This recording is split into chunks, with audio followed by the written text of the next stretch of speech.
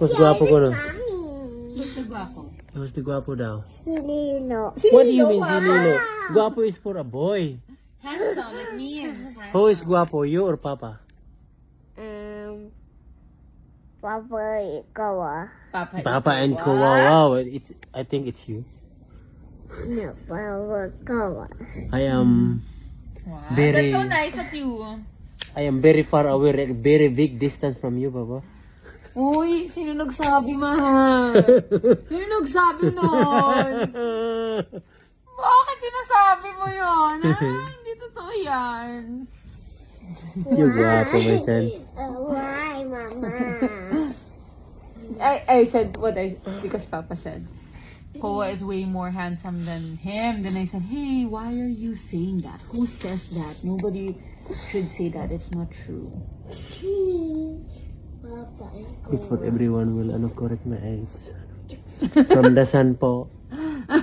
Ano It's yun? from surfing, sunburn. Taong dagat po kami. This is Whether you like it or not. Mommy, What? Papa's so skinny. Skinny? Skinny. No. Skinny doesn't mean that. You're balat. You're dry skin. Skinny means thin. Like mom. It's like that, Baba, when you surf every day, you get sunburn. And then The boat is itchy. that's why you need to put sunblock, okay? To protect your skin. Me, I don't care about my skin. Itchy ako nga. Itchy mo what?